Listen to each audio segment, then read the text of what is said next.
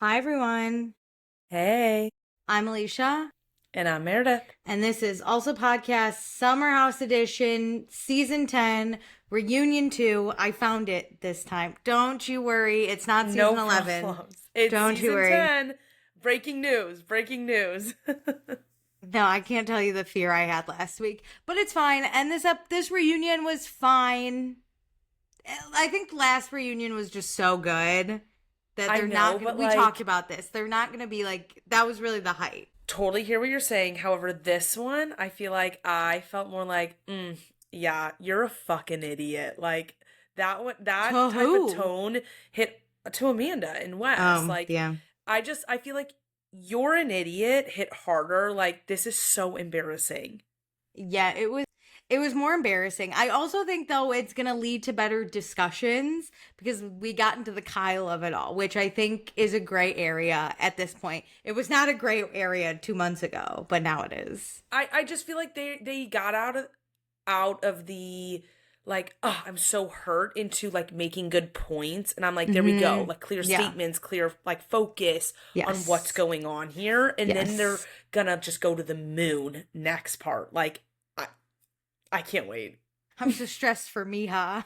I'm stressed for her. Listen, hear me out. Get her on season 11. Listen, I'm not against it. I love the enemy of my enemy is my friend. So Meija 100%. and Sierra, how and you doing? Kyle. I mean, And Kyle, man.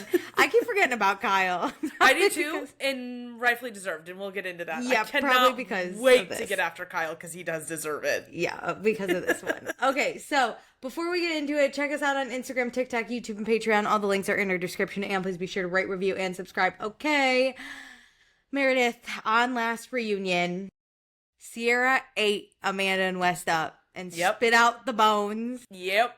Lindsay and Carl, because staying friends, the friends we know and love. I love them. Amanda completely cannot find the point. She didn't lose it. She's never found it. Wes is a liar, had a girlfriend. Amanda knew about Meija. Lindsay ate up Wes pretty hard, and in defense of Amanda, but then Sierra basically murders Amanda by calling her mute and weak, and then Amanda cries, and Kyle tries to stand up for Amanda, but Sierra says, she's not my wife. Oh my god, I can't with Kyle. Shut the fuck up. Kyle stands up for Amanda until she pisses him off, and then he's like, never mind. Well, Kyle had to stand up for Amanda there because it also read him dirty. Is like, this is who Amanda was with you too. Like, let's not forget who Kyle is. Kyle loves a meek, weak woman too. He's the star. It's all these men who want to be the star, which let me tell you, y'all Listen, suck. Kyle walked so Wes could run. Yeah, But like, let's 100. not forget who Kyle Cook has been the last 10 years. 100%.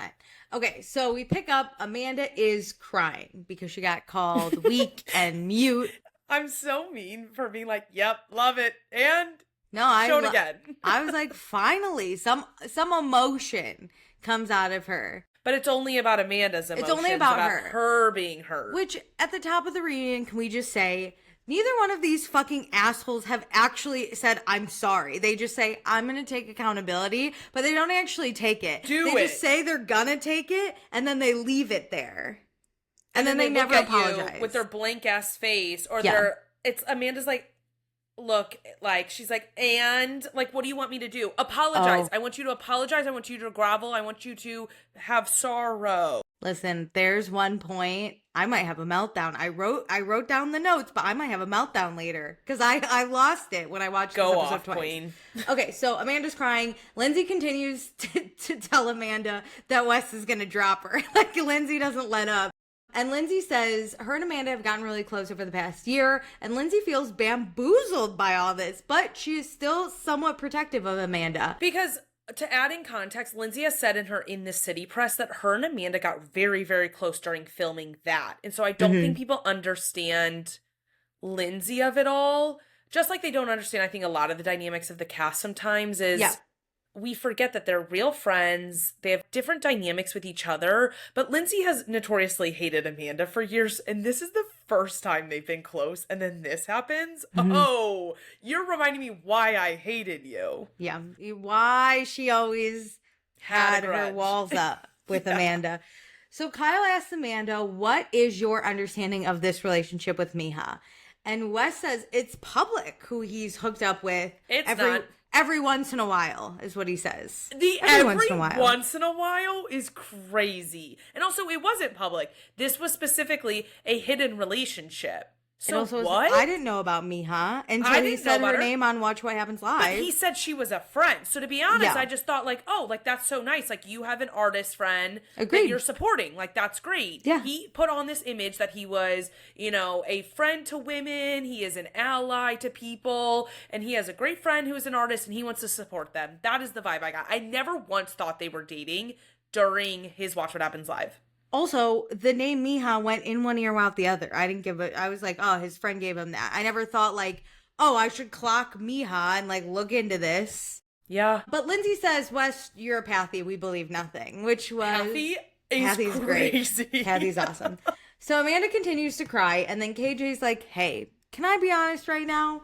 And KJ talks about how his dad was a player and his mom had to deal with all this shit. So that's why he's hurting from Wes. He doesn't like the shit that Wes does.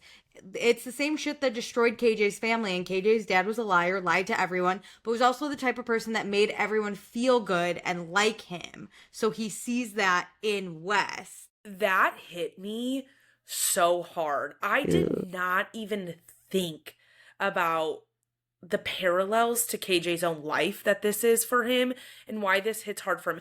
Because to me, I just thought, oh, he's really good friends with Sierra. Yeah. There's the racial dynamics that KJ understands that clearly Wes does not. And so like that hits KJ hard. And that exists. But to think how KJ has watched his own mom suffer at the hands of a gross man and then watch it play out with somebody KJ thought was a friend, was better than that. Oh my God, that would send me. And it hurts someone who's equivalent to his sister at this point. Yeah. Rough. And then also, he does bring up the race conversation, and he says, like, he doesn't like seeing Sierra be treated the way she's being treated. And Wes says he's going to apologize again to KJ. To KJ. Hilarious. Has not uttered an apology Won't even... to like the couch Sierra and Kyle are He won't even look her in the eyes. No, hasn't even put his breath that way. It's insane. Also, KJ never apologized for speaking up during this reunion because he was like, hey, sorry to derail this. You're not. No. Your opinions, your thoughts are valid. Anyways, but you brought very great insights to this reunion, so like, please continue. So Wes apologizes to KJ, says that in the future he would like to have a conversation, and KJ says he's open to it in the far future. So we'll see. Wes says if there's a conversation to be had. What do you mean if there's a conversation to be had? You are a horrible person. You should have a conversation about that. I cannot wait until this reunion's over, and then I can never talk about Wes again, and his nightmare happens where he floats into oblivion and has absolutely zero clout ever again. Because had he shown up with like some remorse, wanting to have real discussions, I think he totally could have rebounded from this. But KJ went on Carl's podcast and has said like, I don't think I'll ever talk to Wes again. Nice.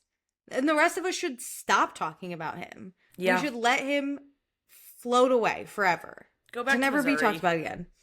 So Andy pivots to the race conversation and thanks the cast members for having that conversation and asks Sierra like why she decided to bring it up. Sierra said she did that because over the years, she's one of the few Black people on the show, the first Black person officially cast, and it's a whole other part to her experience that her other castmates just don't have insight to, and she didn't want to sugarcoat things anymore.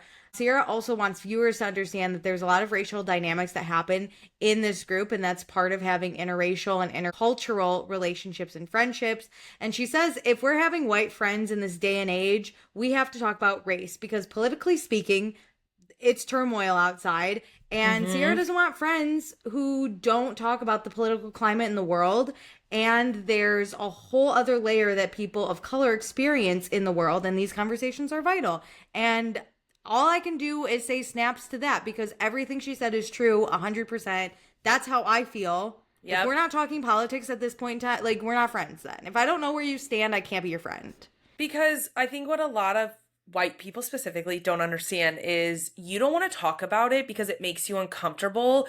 And your lack of comfortability is such a privilege. Like, the fact that you get to not talk about it and be comfortable and live life without thinking about it. And if you want to be in relation to people of color, it's a must. You need to understand what they're going through, and you need to sit down and listen and hear them. Yeah, people of color live a life that's uncomfortable. White people can be uncomfortable for an hour and have this conversation. 100%. Okay, so then Andy talks about how Wes had said he sees Sierra more. Does Sierra believe him? And she goes, then perhaps. But she definitely doesn't believe him now. She thinks after watching the season back, Amanda and Wes were using buzzwords of I see you, I hear you to satiate what she needed to hear, but didn't really see or hear her. Which 100%, because let me tell you, if you're upset about something and I want to let you know I understand, I don't think I'd really sit there and be like, I see you, Meredith. I'd be like, bro, 100%. And I would fully just be empathetic. But I do think it's weird when one of your best friends is like, I hear you. You're heard by me. You know what I mean? But if you were trying to put on the PR version, you would say, I hear you. I'm listening. Yes.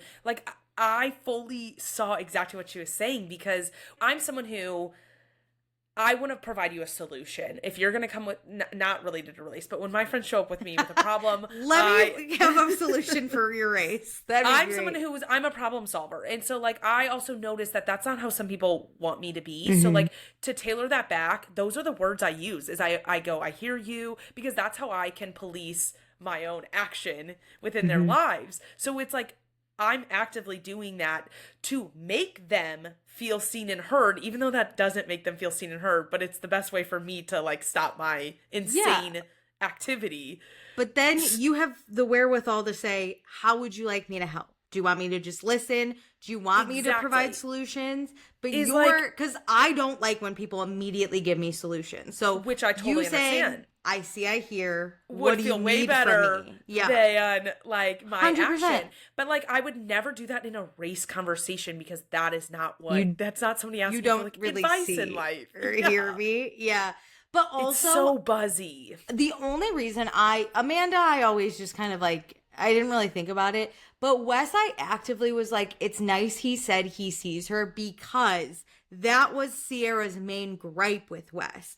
She had said previously, he doesn't see me. So he's mimicking the language to really try to show up that way in the right way. But it was camouflage. But at the time, I believed it, because that was what she had said to him. So I think in my mind, when I wanted to believe the best in everyone, I said he took that. And now in this conversation, he is learning. He is seeing her. He is understanding her. Which now we know it's all bullshit. Well, but because we took his words at face value. But the problem is that words don't equate to actions. And so he doesn't actually see her. He doesn't actually hear her. He just wanted to say that to get the audience off his back, to get his cast members off of his back, and to get on the good side of Sierra. He always wants Sierra for his own benefit, and that's to prop him up as this great person. He constantly uses different groups or actions or words to prop up him being this liberal king. And this was a moment. He did it at the last time he had heat. I remember he came out and did a magazine about being an ally to the LGBTQ plus community. Yeah. And I remember being this is slimy. This is weird to use this as PR for yourself. But if you're an ally, great. You should be outspoken about it. But to weaponize it and as a shield to your own behavior is weird. And he kind of was doing this. He was doing it again to get on Sierra's good side so he could just do whatever the hell he wanted again. Yeah, it's all gross looking back. At the time, I really believed it. How could you sucks. Know? We see his actions when they were show showing up. That. His actions were and no. At that moment. Because then it was after that he made out with a girl in front of Sierra, and we were like, oh, he doesn't see her. But in that moment, in that race conversation, he was being silent. That's the only thing. But he likes to be silent. But listening to her that's what he was supposed to do. The white people weren't supposed to but croak also up at in that it, moment. He was I was being attacked. I was being called a racist. He was centering himself still in it. I know, but we didn't even catch on. We talked about it a little bit. There's we talked about it a little unfortunately. bit about how like he was The still white centering people himself. chirped up, But yeah. we like, I see how you We get gave the benefit of the defensive doubt. is like, yeah.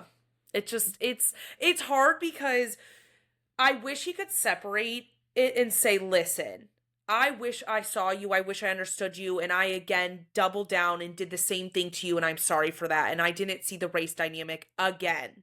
Like, I wish he could see that.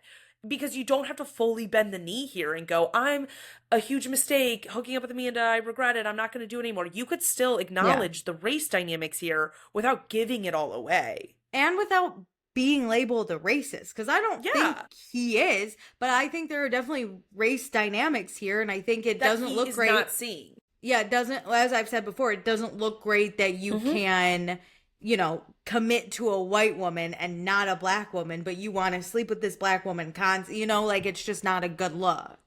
But I think he can't acknowledge that stuff. And I think there becomes a superiority complex within, to be honest, like liberal dynamics where you think you're better than, you know, someone who is overtly racist. And like, yes, you are not doing aggressively harmful things. However, there is a lot to unpack. And I say this all the time.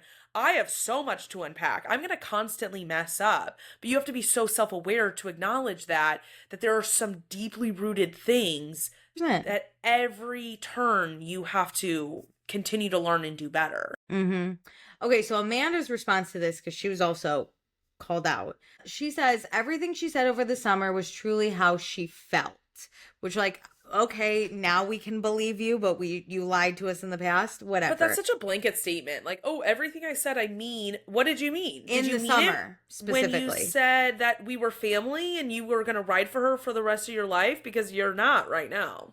And then this is where, if you'll just give me a minute, this is where I absolutely fucking lost my mind. Because she goes on to say, right, she says, everything I said this summer was truly how I felt. And I was like, she's gonna finally fucking apologize. And you know what she says? She goes, it doesn't matter. No, bitch. Guess what? It does matter. It actually does matter. If you were to sit here and be like, and I'm sorry. And I'm sorry I hurt you. And it kills me that we're in this spot. And I have to take full responsibility. And I do. Instead you say, it doesn't matter. And that looks so fucking performative. Like, you don't actually want to apologize. No. You just want to make it seem like you're going to, and then be like, oh, this is such a mess. It doesn't even matter what I say, because you won't forgive me, Sierra. You're the bad guy. Eat my ass, you fucking lunatic. She only wants to apologize if it's going to be accepted exactly how she wants it. It's going to be received how she wants it. If Sierra doesn't accept it, she is not going to give the apology. And you should not be giving an apology with anything tied to it, like how people show up and react to it, because then it's not genuine. And let's make it worse. And after she says, does it matter? She then goes, like, for you, and then she stops, and you just know she was about to be like for you to think I wasn't honest, or like for you to do, and put full blame on Sierra. Are you fucking kidding me? Yeah. For you, Amanda, to think that your words couldn't like at least help a little bit is crazy. And for you to try to continue to be the victim in this situation when you are wrong. WRONG, wrong. No question about it. Like, underline it. All you have to do is apologize. And yeah, it's not going to fix anything and it might not be accepted, but it would make you seem more human, more likable, more apologetic at least. Like this is crazy for you to still want to put the blame on her, Sierra. Like, she's you so hate dismissive. her. You hate her. There's no fucking other way. You hate her. Yeah. Hello? Oh my God. It drove me nuts. This one made me lose my mind on their attitudes and then go, oh, like, you don't feel sorry in any capacity. You should be so embarrassed by all of this, the details that are coming out. I'm like, oh, you guys should just like leave the state. You shouldn't be here anymore. Like, what's the point of showing up to a reunion like this? What's the point if you're not going to take literally any accountability? You're not going to give us any details. You're not going to talk about anything. You're not even trying to defend yourself. You're just blaming other people, Alicia, and then being like, why is everyone attacking me? They don't even defend. They don't even like get angry to defend themselves. At this would point, respect them a million times more if they stood there and said, we like each other. We screwed you over 100%. Ha ha ha. Yeah. This is it. We decided turn it into Jersey at this point. I hate you, you hate me. I'm willing to lose you as my friend because I like him so much. I would respect the hell out of that, actually. Hell yeah. But no, they sit here and go, we're still the victims in this situation. They like stare at the ground and are mute and just like, yeah. But the best is they're not even telling us how they're the victims. They want it into it. They're like implying it. It's like a lot of like sighs and like okays. And I'm like, what? Those stupid smiles that they have at the camera. Oh my God. Okay. Like Sierra looks bad. Nods. Like West. Yeah. Oh, or like Kyle's gonna look bad. And like, please, bitch, are you delusional? You've been here 10 years. Grow up. You know what I mean? Insane. Like, do you not watch any like, where have you been? Were you born yesterday? This is crazy. Anyway, this really set me off. I know, I need to calm down, actually. I'm like so fucking annoyed with them. I could tell, because you came out the gate and you're like, I have to... I'm trying to make it fun light a little bit. No, you saying like, oh, this reunion was nothing to you, I'm like, oh, this fired me up 10 times more. They pissed me off. I want it to be like more fun. It was very heavy-ish. And I was like, ugh. I hate them. Sierra says, it really hasn't hurt Amanda a lot. Because, like, y'all have been out here. And then Lindsay and Mia are whispering about how they've been up and down every bar in the West Village and they went to the Yankees game. And Sierra says it's insane because Amanda was in the bed with her for 6 years and this is where they're at. And I was like, yeah. Yeah, and that Amanda is just crazy. Looks forward. No comment. I hate how she doesn't comment to shit like that. She never responds. No. Just look at Sierra and be like, yeah, bitch. Yeah. And I like him better than you. And then we could all go, you are for sure a bitch. Like, don't try and be like, I'm actually not a bitch. Hello. Just own it. Oh, I hate when people are like, I'm actually really nice. You're not. Okay. Andy asks Amanda, since she's seen firsthand Wes and Sierra's relationship and Wes's inability to commit to Sierra, what makes her think the situation is different? And I went, finally, I need to know that you thought of me. Beautiful. Let me sit down. Let's hear this. Go. Like, nobody interrupt. Like, let's hear it. No, literally anyone interrupted, kick them off the stage. I have to know. And Amanda says, that's conversations her and Wes have had. They've talked privately about what it would look like and what it's meant, which is the only reason she's sitting next to him today. And then Lindsay's like, so how were the conversations? What are they? And that was a word salad? What did you actually talk about? Mia says, yeah, I'd love some clarity on that, which I was like, fucking same. This is my only question. Mic. Like, nobody will interrupt. Keep going. And Amanda's like, oh, those are private. Oh, lost my mind. No, don't you dare. I'm sorry. Don't you dare. You gave away your right to privacy when you joined this show. I'm going to be so fucking for real. That might be selfish of me as a viewer. However, you can have privacy if it's somebody who is not on this show. I will give you that. You chose to fuck your friend's ex while you were married but separated. All four of you are tied to this show. You better come and tell me what the fuck you talked about privately. I actually think they had their privacy until they released that joint statement. The second you confirm it on that joint statement, your lives are mine. Mine. My life. You're getting me involved at this point. Yep. Y'all could have just went about and not gone to Yankees games and not kissed in public and secretly dated. But no, you guys said, hey, we're here and we're not apologizing to anyone about it. That's a really good point. Because your life is mine. They put that statement out and then they went out publicly. You put it out and you dare sit on this reunion stage and say, everyone was asking about it. Ignore us. What are you talking about? Ignore us. We're a bunch of nobodies. We're forcing your hand with a statement. Please. You then post a statement and then you're like, now we're free to gallivant around New York City, but no one can know anything about our relationship. Now we're requesting privacy on the reunion stage. Hello? I don't think so not happening. private. Suck my dick, Alicia, you losers. I was so pissed nobody pressed further. Like, you don't get privacy anymore. Spill the details. The way, Meredith, we need to be at more reunions. They need to make this live for 2 people and it's us, because I would have stopped the reunion. I would have said, hold up. No way, no how. Andy, don't ask. I would have taken Andy's cue cards, thrown them away, and been like, this is the only thing we care about. Hear me out. We need to be refs. And it's like, tee up, foul, back up, redoing. Yeah, anyone interrupts, evacuated. I almost said ejaculated. Crazy. Ejected. Goodbye. Do not interrupt. This is, we were getting somewhere, and then she's like, actually, that's private. No, it's not, bitch.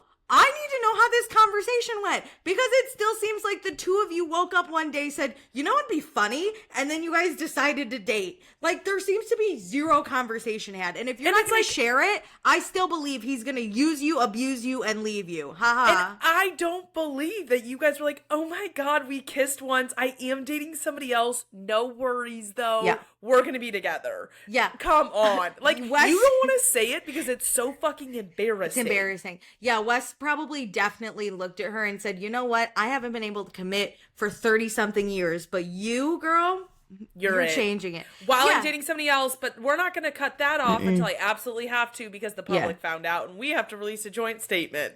Yeah, let's talk about how it really went. Amanda had to sit there and be like, I've already blown up my whole life, because when this comes out, Sierra and Kyle are going to be pissed at me. So you have to commit to me. And Wes says, I don't really want to do that. And she goes, no, Wes, you have to. And I bet she grabbed Wes by the balls and he said, okay, I guess so. And then now they're here.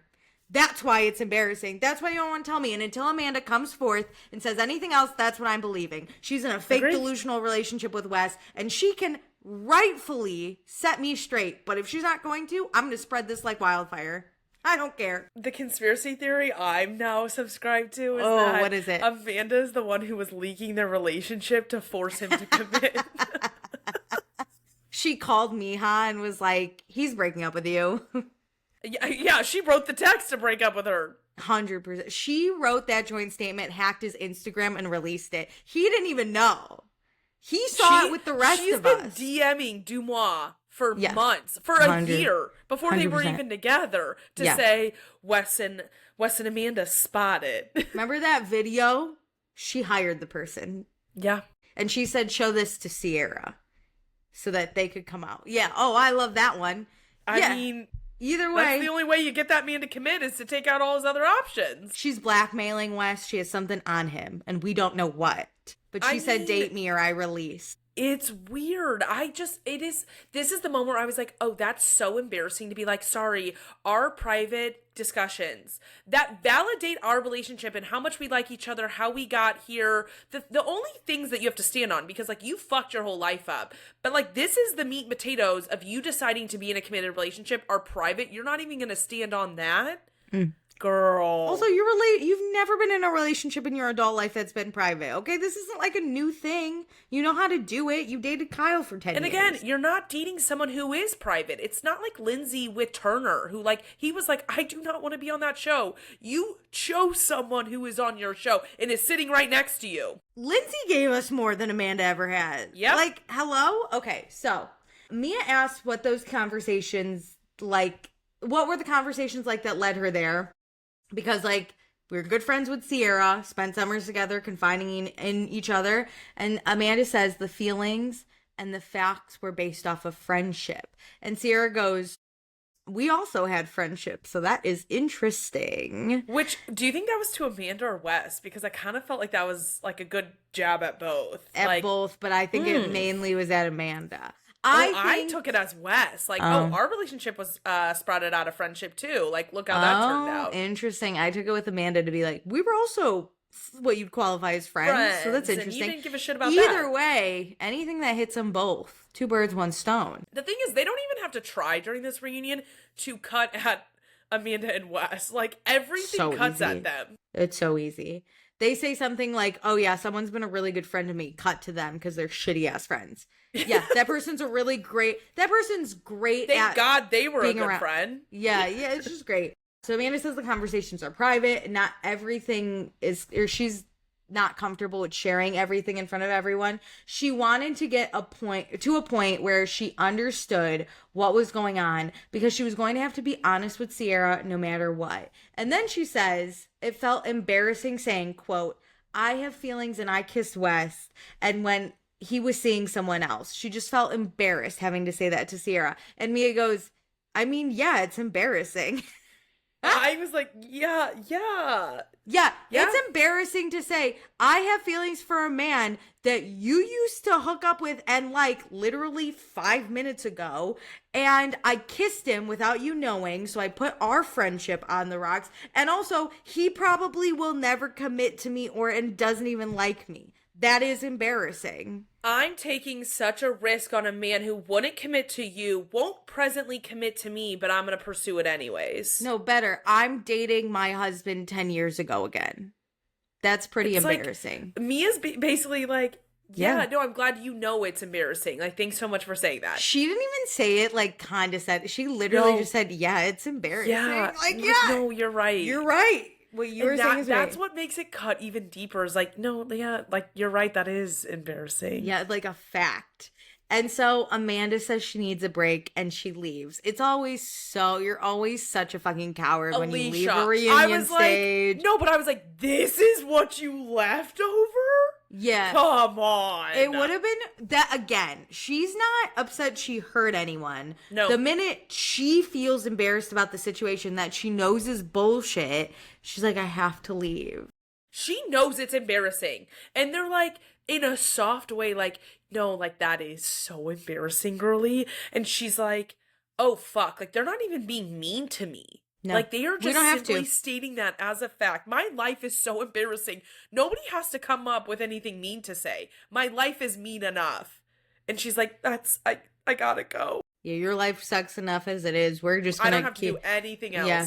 You look in that mirror, that's the worst punishment for you. Correct. So yeah, Amanda leaves, and Lindsay, Mia, and Sierra look at Wes, and they're like, you gonna go after your girl? You gonna go after her? No? He's silent. And then Kyle says he likes to think they've created an environment where they can all talk.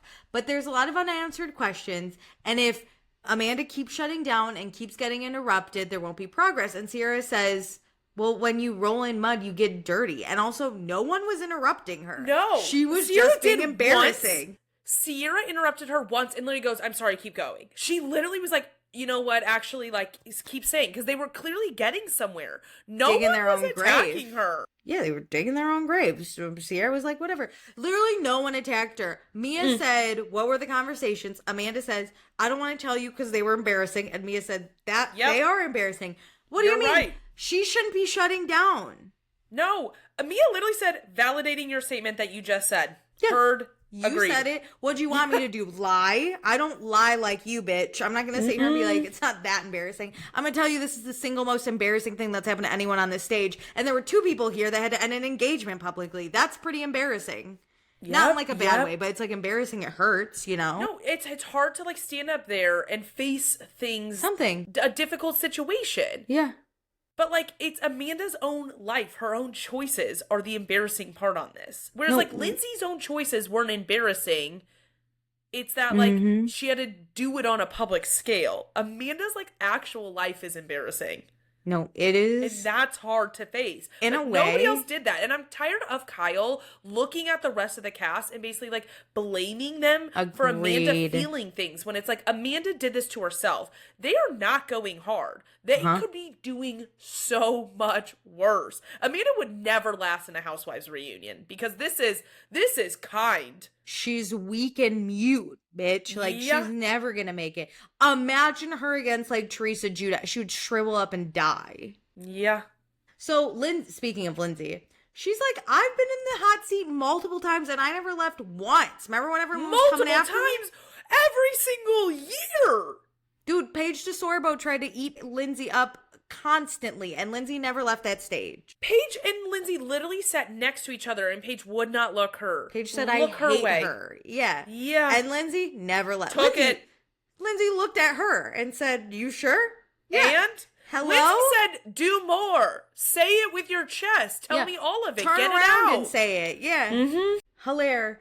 Okay, so then Lindsay yells at Wes to go after his fucking girl because he's still sitting here. He's literally He's just like, sitting there like, I didn't know if there'd be more questions. And Lindsay's like, go be a man and go after your girl. More questions? You're not even answering the questions. What are you here for? You're Alicia? basically a big potato sack sitting on this couch. You have not answered one single question. You've Waste of uttered very space. few words. What do you mean you thought the questions would turn to you?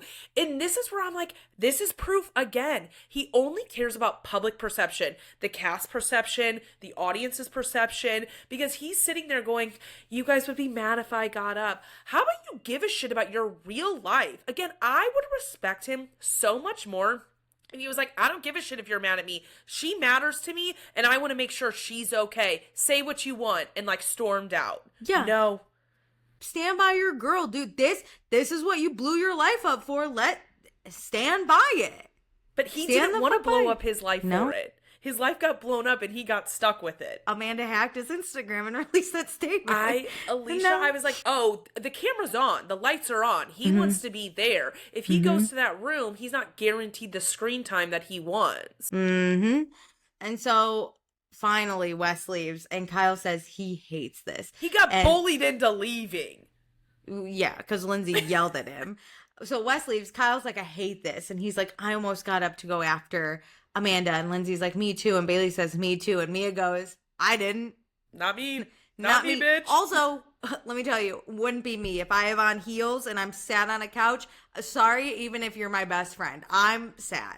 Once I'm down, I'm down. I'm so sorry. I kind of understood Kyle because he has this like weird soft spot, and I get it, 10-year relationship. Like, it's weird for him. He, like, in a previous reunion, they are like linked together. I so get I it. get his like innate reactions. Lindsay, they got close. I get how she's like, weird. If this hadn't happened, like, I'd be the one if But Amanda was Lindsay upset comforting also her. is always the type where if you are like the one being hit, if she's not coming at you, but if you're the lone wolf, like alone, she will get up. Like, remember when Amanda had that meltdown with Luke in like season 3 or whatever? Because Luke wasn't listening and Hannah like interrupted her. I don't know.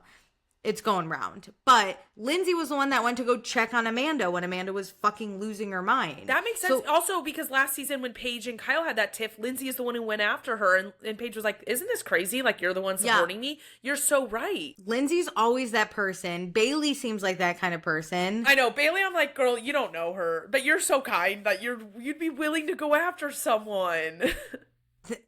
I'm Mia, not But me. this shows that, like, they're real people and they I just know. genuinely care about people, that even someone who has done something so wrong, they feel the need to make sure they're okay on a human level. And Wes, the guy you're fucking right now and building Yeah. your whole life for, doesn't feel the same. He was going to answer questions. But I think it's also right, like, Lindsay, Kyle, and Carl, and we can loop in Amanda, have all been around for 10 years. Amanda Yeah. was the side chick, but she was still around. Like, I feel like even if it was Carl storming off, Lindsay would be the one to go after him, right? Kyle would want to go after him. Like, those four have a weird forever They would connection. have at least a reaction to be like, oh, should I go? And they would figure out who's the Yeah. best person for them. Wes feels none of that. No. It wasn't even just like, oh, Wes needs to sit here and answer questions. It's the potential that Wes might need to answer a question is why he's saying. It wasn't staying. even like he could have looked, like, even if you don't know if you can get up, right? Like, what is protocol? I'd be like, am I allowed? I would have looked at Andy and be like, can I go? Can I Yeah. check? Like, he didn't even do that. He's like, but what if I have He's- a question? Sitting there and they're all like, get up. And he goes, but maybe somebody might ask me a question in the next 20 minutes. Yeah. Alicia from Brooklyn might have a question. No. What if? Hello. No. And they're like, we will pause this whole reunion. She's clearly not okay. Yeah. I feel more for Amanda than Wes does. I don't. I am Mia. I'm tired. I'm not getting up. But I'm like, she's upset. I can clearly see it. Like, even though, like, it's her own fault, she's upset, and that does suck on a human level. And I think Wes is someone like, should go after her. It's not going to be me, yeah, but she someone. deserves comfort Sure. from someone who cares about her. And Wes is like, oh, she needs something? But what if there's a question? What if in the next hour I get a question and I decide I do want to answer? I want a t-shirt on it, but what if there's a question?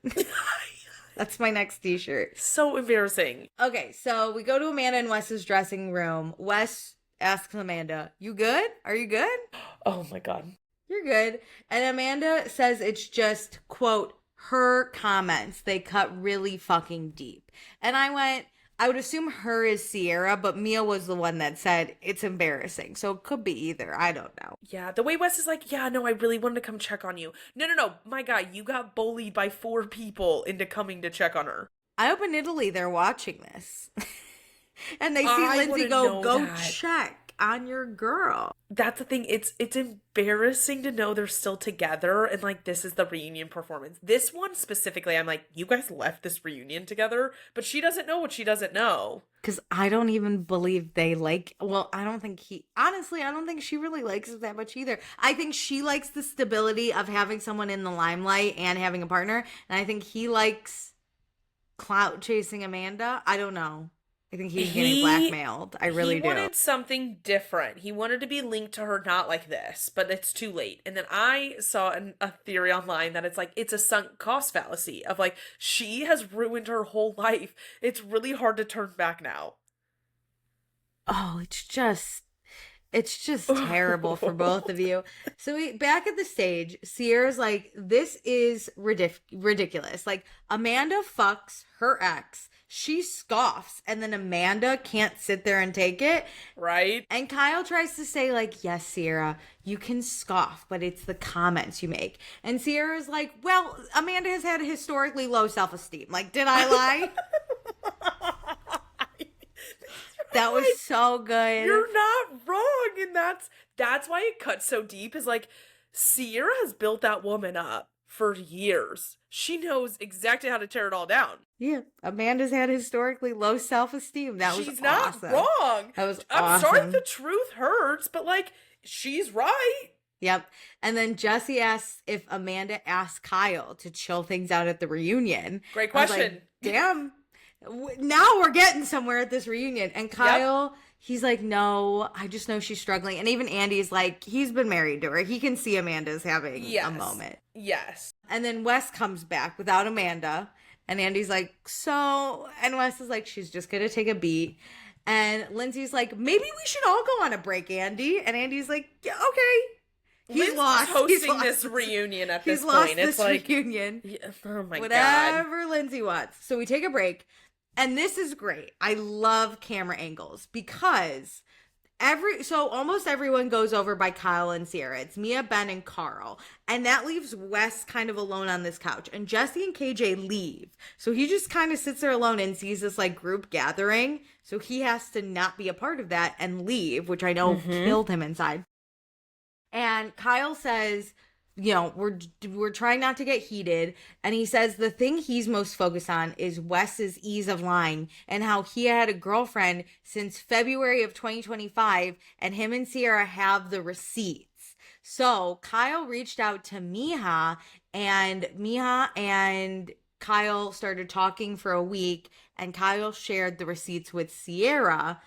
And basically, the story is Meija and Wes were dating starting February 2025. They dated all through the summer. However, Wes knew Amanda was going to have this glow up because we saw the divorce coming a mile away. Yeah.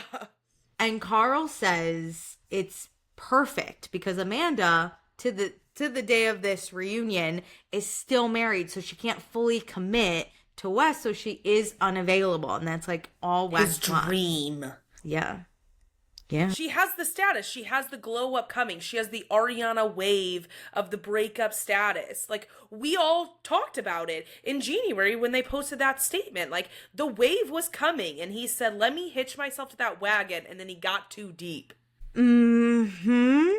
Like, and this strategy talk was everything. But I'm like, show me the receipts. Like, don't tease me with it. If they do not present those during this reunion, I'm gonna be pissed. I'm gonna be pissed. Meija signed some waivers. She was on this, so I said that to my friends. They were like, "Oh my God, I wonder if she wants to be on this." I go, "They could not have aired her face without her signing that waiver." They would have shown the phone call and only had Kyle and Sierra's audio if they really wanted to like use it and she didn't want to be a part of it. But she's pissed. Mija's pissed that she's like, yeah, Put me on this. Put me in, coach. I love a petty bitch. I hate when people are like, don't be petty. I love being petty. I'll only ever be petty. You have every right. Mm-hmm. I love being petty. When you fuck me over, I have every right to be petty. I will be petty.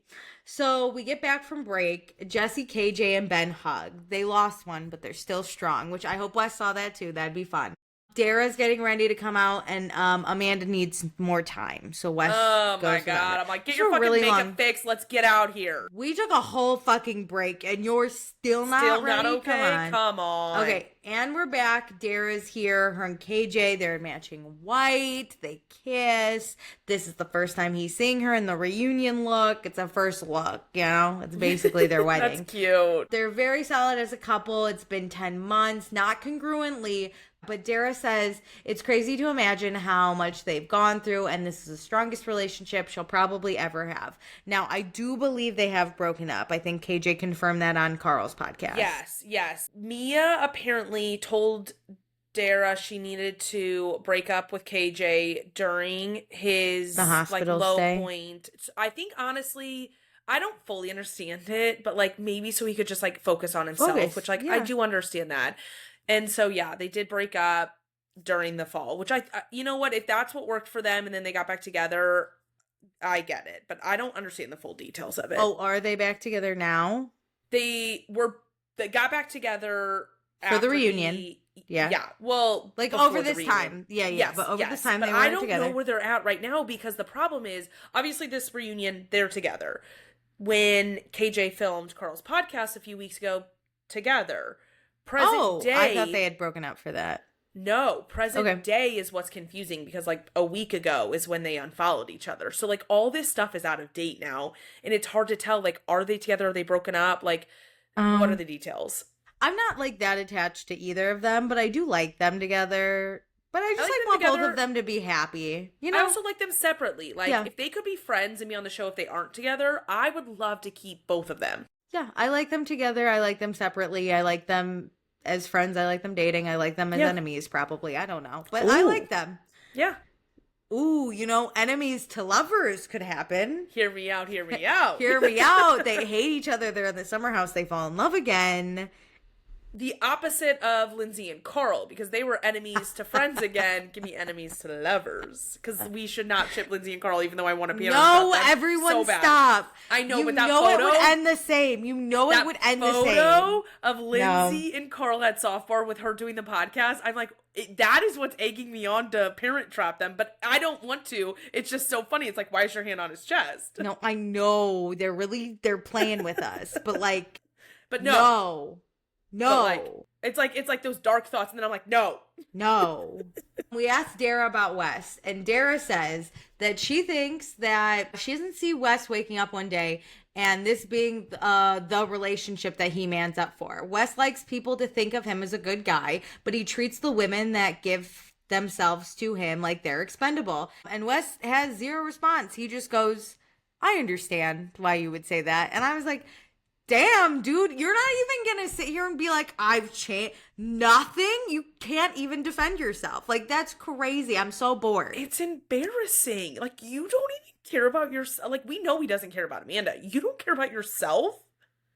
No, it's literally I think he took you have to just, I don't know what he did. Because last time we were speak up, but don't be defensive. And now he's I'm just going to agree with everyone. Roll over and just die? It's weird. If someone told me I was Satan himself, I would just say, I agree with you. It's crazy. He's not saying anything. But the thing is you can roll over and take it, but you need to go, you're right, I'm sorry, I'm working on changing. That's what people want to hear when you want to roll over and die. But he just goes, okay. Do you think this is a call for help? Because she's literally he doesn't want to be in this relationship, and he goes, agreed.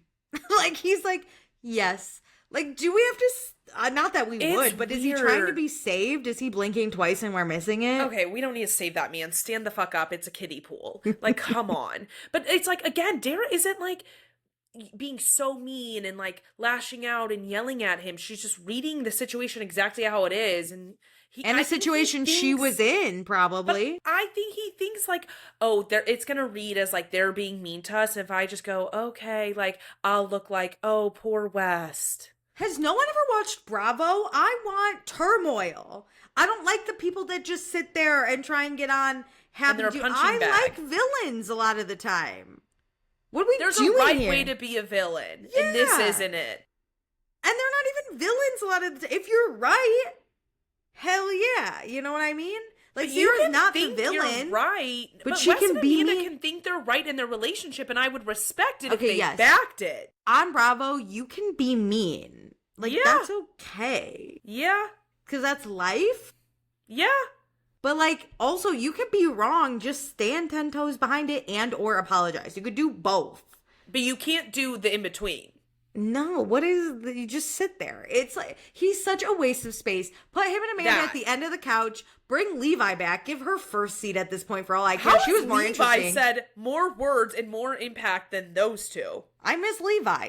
Trade Amanda for Levi super quick. Why did you show up to the reunion if this is how you were going to sit there? What's the point? They've said this at Summer House. I think Kyle has said it at reunions. The reunion is for everyone to hash everything out, for us to fix this so we can be a family again. And I get that's not going to happen this time. But, like, you know that's the point of this reunion. It is like a 0.0001% chance, but it could happen. So do it. We got it. Try. At least try. That's my thing. They're not even trying to mend fences. Yeah, they're just idiots. Okay, so we skip the Amanda questions, and Sierra's like, why isn't she back? And Kyle's like, I would really love for Amanda to hear what Dara just said. Let's circle back. Kyle's just worried for Amanda, and Sierra's like, okay, so go after her, husband. And Kyle's like, ugh, how much more awkward can this get? And Carl says, probably a little more awkward, which everyone's like, that's great. So Mia's like, who's going to go, West or Kyle? These are my favorites. These little, like, they have nothing to do with anything. Yep. And Lindsay's like, go on, husband. So Kyle does get up to, like, go, but then, and West does not. And then Andy gets a note in his ear that Amanda's on her way back. She's coming. So Kyle can just sit down. So let's talk about the lover boys, okay? Ben, KJ, and Jesse. So Lindsay earlier this season flirted with Ben, which we saw, but Lindsay's like, he didn't really give much back. He was probably dreaming about Sabrina, his girlfriend he had at the time. Don't convince me otherwise. But Lindsay's like, you know what? It's fine. I feel better about myself knowing Sabrina was in the picture. Sabrina and Ben are happy. They went to Australia, as Sabrina told us. Yes, she did. Okay, this part, I want to preface, it's not funny. But also, the way that I picture Sabrina, it was kind of funny. And I apologize. Here's what you're about to say. And I'm going to preface that, listen, I think Sabrina's weird. And that will continue through this entire segment. Yeah, keep going. Sorry. So Ben, as he shared, doesn't have a good relationship with his father. But when he took Sabrina to Australia, she made an effort to give his dad a hug every morning and every night. And then one night, when Sabrina was giving the dad a hug, Ben's dad touched his shoulder. And that was the first time they'd touched since he was 19. And it was all because Sabrina was giving hugs. And I just was like, no, it's a beautiful story, but also I just picture Sabrina like leaning in and this man being like, herself please on this stop. Man. I'm so sorry. You just met that man. It's probably not accurate, but 2 hugs a day, crazy. You don't have to hug me when we wake up or go to bed, honestly. Also, I will say this for Alicia and I's sake. We are not hugging families. We are not terrible. Huggers. So like, this is my nightmare. For like one of my siblings to bring home a hugger, and I would say, I'd be like, Alicia, get out of my space. Get out of my space. Literally, I just met you, and you are going up and hugging my dad? For breakfast? Why? For breakfast? To go to bed? You oh my God, if I brought someone back and they tried to hug my dad at breakfast, man or woman, imagine he would be like, a sibling. If your sister brought a guy home and hugged your mom or your dad for breakfast and at night, you would be like, what are you doing? We would like, make that's fun the of pranks people pull when they are like, we say the Pledge of Allegiance at mealtime. That's a prank to me. The way my dad would look at me and be like, we have to go for a drive just so we can talk shit. 100%. Oh my God. And I'm sure it was beautiful. And Ben, I'm so happy your dad touched your shoulder. But like, this is so... I find the dynamics weird. And this is the thing, is... like, all jokes aside, because like, that was us bantering, and that's our family dynamics for sure. Sorry. I find it that Sabrina inserts herself without having like an actual relationship with people, and that's why I find her weird. Is she shows up, she doesn't know these people, she's trying to build a relationship, but she goes way too hard, in my opinion, way too fast. Yeah, She does it I with agree. conversations. For you to hug this man's dad and he hasn't touched that man in like 20 years and you're gonna hug him, I agree. I find that such an overstep. Step. Yes. Okay. I do. You're right. Okay, so Ben shares it was hard for him to say I love you to Sabrina because him and his dad didn't have a relationship. There was an indiscretion, to which I was like, say what the indiscretion was. Tell us what you did. Yeah. For a second, I know we assumed it in the season, we were like, he probably had sex with a girl and his dad's super conservative and Christian, which is what I think it was. In this reunion, when he still said there was an indiscretion, I go, Ben was banging a man. I was like, he had a gay moment. I'm like, cut the shit, just say it. Come on. God. Yeah, and Ben still didn't say it. He was like, he was in love with a girl in high school and his dad caught them in a bed together. Doing what? Say it. Come on. Why are we dancing? You chose to bring this up. So don't get all coy now. Say what you were doing. There's a you lot you can do in a bed. Yeah. Come on. Did your dad walk in on face? you fucking? Because that's crazy. Or did he walk in on you just kissing? Making out. It's different. I would Here's rather. the thing. Listen, the two arise. I would rather my parents just catch me kissing than fucking. I gotta know where we are on this indiscretion. On the scale. Yeah, hello. Like, how crazy is your dad? Because like, if you guys were just making out and he didn't talk to you for like 2 years because you guys were kissing in a bed. Oh my God, That's Ben, we can be insane. best friends. Like, I That's feel for insane. you. If you guys were having sex, I understand as a parent why you're upset. Like, I do. Yeah, so I gotta know how crazy it was. Yeah. And was it something in between? Was there touch and fondle? I gotta know. And, like, you can be coy about it, actually, but you can't just be like, I was in a bed with a girl. Be like, listen, I don't want to talk about it a lot, but, like, we got to second base. He walked in. Let me have an idea of why your dad is mad. I gotta know how conservative and Christian he is. How out of his mind is he for this? Like, was he just a parent who was, like, you know, overprotective, or is he out of his mind Christian? Well, you can still talk to your children even if they have sex. Okay, 100% everyone, calm agree, down. but I'm just like, okay, if I walked in on my kid having sex, I would also probably lose my mind if it was in my home. Like, I would not stop. Well, I'd be like, to them. I think I need at least 3 days. Give me a Correct. second. I Like- wouldn't cut him like, off for 19 years. The cutting off is crazy, but like being upset whatever with it your was. child because they are having sex in your home, For sure. understood. If they are I wanna know. kissing, now Yeah. you're a lunatic parent. But him and Sabrina got to sleep in the same bed. And I'd like to know, did they fuck in Ben's parents' house? Great question. And also, how? This is why I don't understand his family dynamic, because your dad literally didn't talk to you. And in my mind, again, is it because kissing or because you slept with someone? And now you get to sleep in a bed with Sabrina? Yeah, he was 19, I think, when the indiscretion started, which isn't that young. So, like, it would be crazy if it was your 14-year-old you walk in having sex. Yeah, crazy. But, okay, it doesn't matter. Do you think it's because Sabrina hugged the dad that they got to sleep in a bed together? Dad was like, I need someone else in this Great room to hug. make sure that she doesn't sneak into my bed in the middle of the night because she's freaking me out. Oh, so All right, We're gonna be done. canceled. We're canceled. Let's move on from Sabrina, because I Okay. can only be mean to her. Okay, so Amanda comes back and they're like, hey, Dara, you want to repeat what you said? So she Hey, says, Andy literally is like, hey, Amanda, we've been waiting for you, because Dara has this really great point for why Wes you shouldn't be with him. so she goes, hey, Amanda. So she talks about how the biggest pattern in Wes's life is that it's the West show and it will always be the West show. And the biggest concern of his is being well liked and well received. And he doesn't prioritize treating the women that he's romantically with and giving them the same respect that he does everyone else. And Dara sees him wanting someone who will mold and fold and fit into his life without excuse or complaint. And it's up to Amanda what's worth to sacrifice for that kind of person. And man, Andy and Sierra during this, they exchange a look and they're like, wow, go Dara, you know?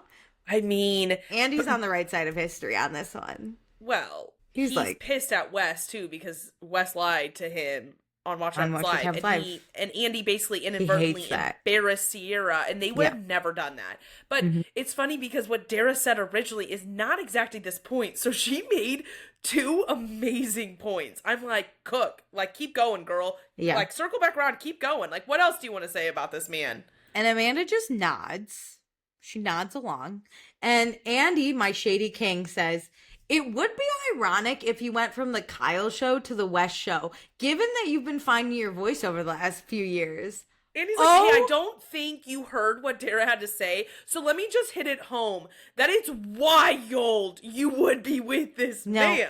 And you know what? That's how embarrassing this situation is. Andy literally is just stating something so blank, and it comes across as like a total hit. Like, that was crazy. And let's remember that, like, Andy and Wes are somewhat close. In the winter, they did a night in St. Louis at the St. Louis Blues together. Like, a joint appearance. Andy loves Wes. Andy went out after last reunion with the guys because of Wes. And look at him reading this man, and he's like, you be with that? It was so good. It's ironic that you go from the West show to the Kyle show to the West show. Oh, that was crazy. And then Kyle says, my show wasn't that bad. And Andy looks at him and goes, it had its moments.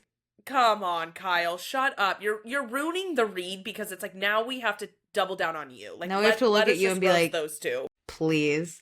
Okay, so back to the lover boys. Jesse, relationship goals. He says he caught feelings this summer for Sierra. He misread the situation. He didn't say it was a joke, but he did deal with it in a joking fashion, and he regrets that. And that's how you take accountability. It takes 15 seconds. Self-reflection, you say what happened, you apologize and move on. He says his song about being in love with your best friend is not about Sierra, and he did not write it for Wes and Amanda. He wrote the song way before. And Sierra goes, it's okay, they can play it at their wedding. And Kyle and Lindsay die laughing. It's a massacre. It's a every massacre. Chance. It comes up so often. You guys are idiots. You're embarrassing. And we can weave it into every conversation. It's not even hard. No, Sierra's not lifting a finger. It serves it up itself because that's how embarrassing and how wild this is.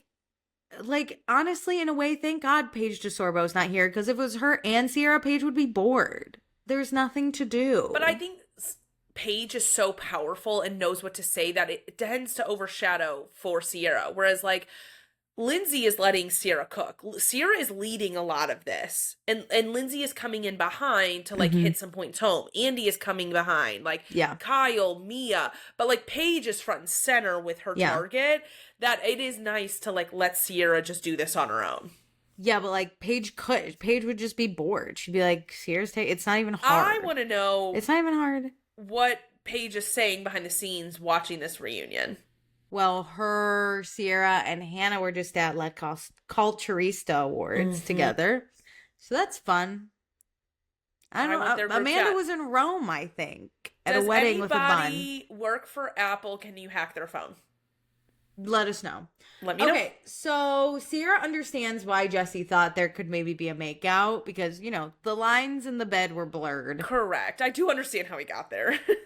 Andy does ask, you know, did Jesse get a boner that one time in the bed? And Sierra's like, God. I don't know. And Jesse goes, I would hope you would know. Okay, Amanda also has a lot of flirtatiousness in the house with people. So what does she think about Jesse and Sierra's flirty relationship? And she says, everyone in the house is very flirtatious and inappropriate with each other. So, like, the lines are blurred a lot of the time. I will say this is one time she did well because I was ready for her to go, see, other people do it, and she didn't. She just said, like, this is the house dynamic. We all do have fun conversations because her and Wes, like, having those conversations over the summer, not insanely over the line. Were they inappropriate? Yes. But, like Amanda points out, everybody's a little inappropriate. That's what you do whenever you get way too comfortable with people.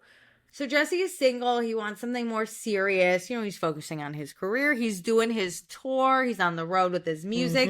Maybe he wants someone. And yeah, Kyle says that Jesse's music has been taking like a beating online, but like he's putting himself out there. And I'd like to say, like, I participated in that beating a little bit. Absolutely. Sorry. Hear me out. You should love what you do so Yeah. much. No matter how much people criticize it, you do it. And I have to give Jesse credit doing for it. that. He's doing it no matter what people say. I don't like it.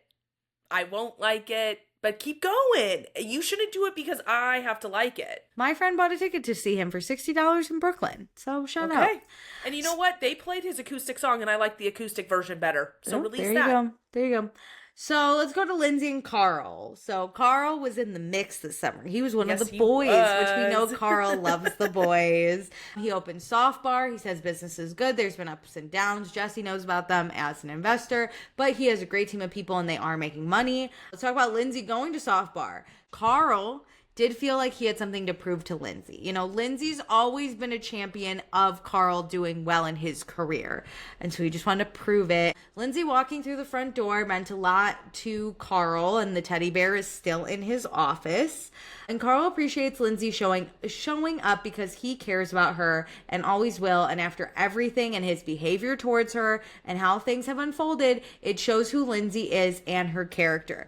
Which, again, you can easily just take accountability for what you do. Hey, I hurt this girl, but she still showed up, and that's incredible for her. Look at Carl. Yeah, I think their path to rebounding as friends has been beautiful because it hasn't been rushed. He let her hate him and say her comments and do all of this stuff. And he was like, I get it. And I'm just going to be ready, open, and I'm going to invite her. He invited her to his soft launch, like when he had the truck out in New Jersey. She didn't show up. He didn't get upset with her, but he always will send the invites out.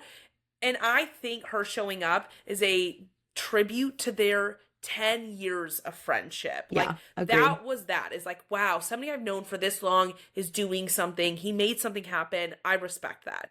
100%. So Lindsay thanks him for saying that. She says she is proud of Carl. She wasn't around a lot of the summer, so she watches the show as a viewer sometimes. And Carl seems more confident, and she says it's a beautiful thing to see. And she's known Carl for a long time, and she feels like Carl is finally the person he's supposed to be and he's always wanted to be. Which is the nicest thing Lindsay's ever said to anyone, I think. Anyone. I was oh my God. That is so sweet. Coming from someone who truly knows him too. In and out. Yeah. Sharon is pissed right now. No, I'm just kidding. No, I think Sharon, she does have a soft spot for Lindsay and probably, respects that Lindsay said that. Again, it coming from Lindsay means something else. It means something that's deep. Yeah. Jesse has not been able to find Lindsay's sugar daddy. There's no good options these days. But Lindsay's search for love is doing terrible. You can see it on In the City some more. I can't wait. Okay, so let's talk about that ad they did. Carl being a mess. And Lindsay I saying, loved it. Let me monetize. And Lindsay even went to Carl's apartment to film it. And she had to unblock Carl to post the ad. She still doesn't follow him. But now she does. In present day, she followed him. Ooh. I love that. So it happened really quickly because Kyle did this really long man on the street interview, which is so funny. And so Lindsay's like, let's get some light in this dark situation, you know? Hell yeah. And so Andy says, Kyle, Sierra, Amanda West, how did you feel about Carl and Lindsay monetizing the situation? And Amanda, the point, she still can't find it. Amanda says she would have never done that to them during their breakup. But here's the thing, right? Their situation was a broken engagement, right? That hurt all parties. There really wasn't any light. There was no joking involved. All right. Your situation, you had a divorce. No one monetized off your divorce. That's terrible. No. She acts like they monetized off of her breakup. That's not what happened. We didn't. What we did was monetize after you put out a statement that you're fucking your friend's ex and also your almost ex-husband's friend. You blew up this friend group and we made a joke off of a joke. Yeah.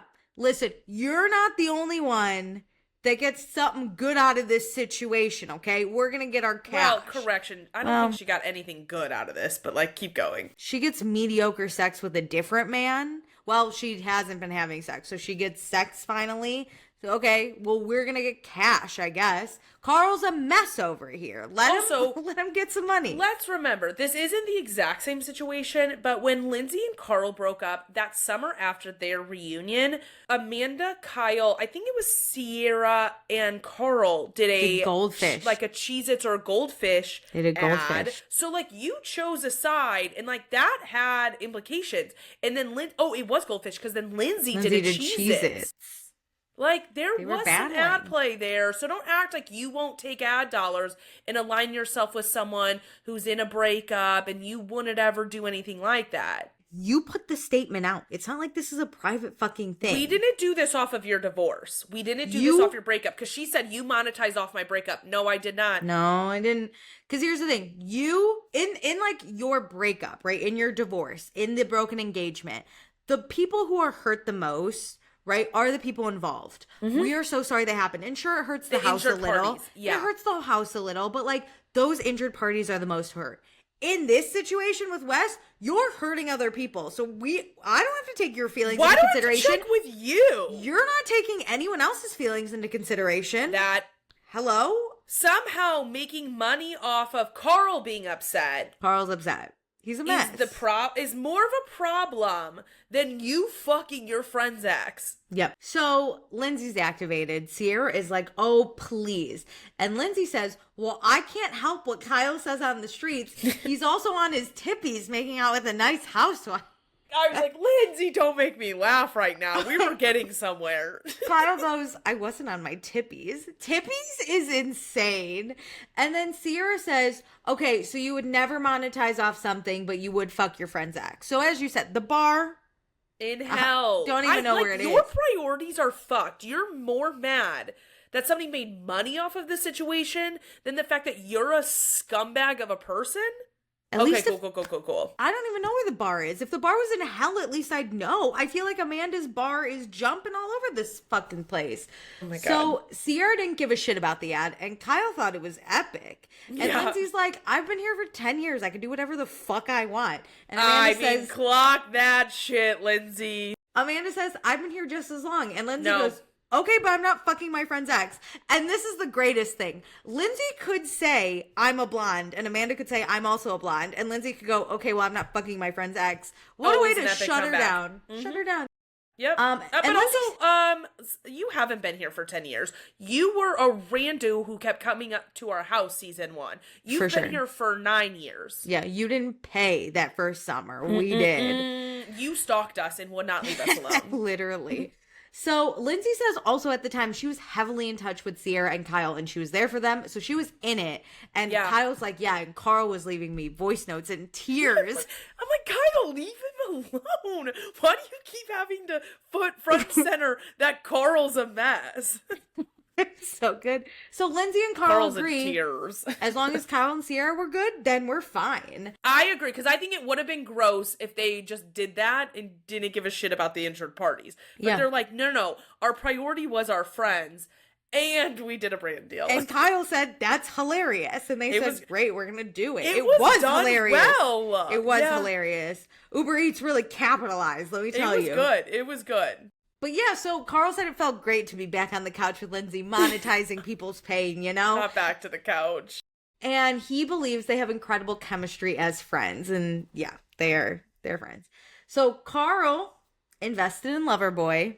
Kyle did not invest in Softbar. Led to an explosive clash at Freedom Dinner. Kyle says it pains him to see a lot of how upset Carl was about not supporting Carl. And he understands Carl. He hopes Carl can understand why he didn't put money forward. Yeah, I get it. I understand it. I get it. I didn't like that Kyle still didn't fucking apologize. He's just like, I hope Carl can see where I was coming from. I get it. Kyle does kind of bug me in this ending point. I agree, because I think the fact that Kyle needed Carl's support in the divorce, in all of this scandal, then like completely wipes the slate, and we forget about how like Kyle needs to be a better friend to Carl. It's never been an issue that Carl's a good friend to Kyle. It's how Kyle shows up for Carl. And because Kyle needs more support now, we lose the plot. Yeah. So Kyle was at a breaking point this summer. Sierra says she did apologize to Kyle backstage. She just felt like she misunderstood him. 100% and like valid. Yeah, and Amanda has her dumbass smile. And Sierra does clarify. She didn't say Kyle was right.